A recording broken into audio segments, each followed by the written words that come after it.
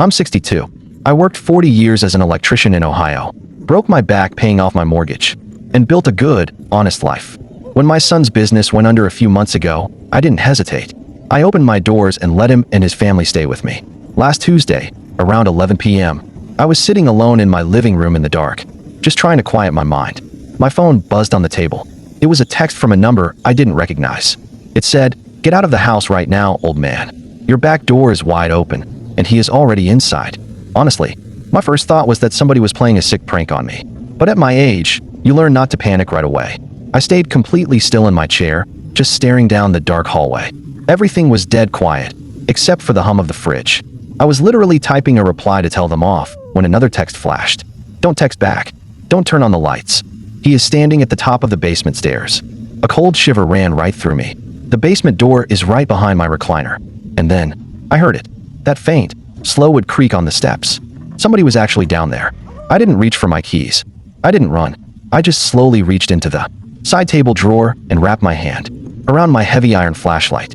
Then my phone vibrated again. I'm watching from across the street. It's your son's former business partner. He thinks you keep your life savings in the floor safe. My stomach dropped. My heart felt like it was going to burst out of my chest. Only 3 people in this world knew about that floor safe. My head started spinning. My son had spent the last 6 months telling me his partner ruined his business and betrayed him. But if his partner was in my house, looking for money, how did he know about the safe? Did my own flesh and blood sell me out to cover his debts? Let me ask you folks something.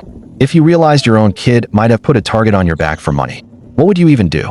Would you cover for them or let them burn? I didn't scream. I didn't give him a chance. I quietly slipped out through the side porch door, locked the heavy deadbolt from the outside, trapping whoever was inside, and hit the silent panic button on my security system.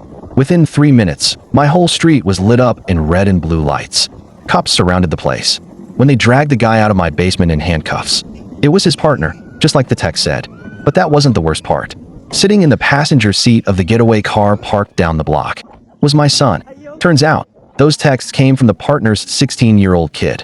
He had overheard them planning the break-in at dinner, felt sick to his stomach, and found my number online to warn me anonymously.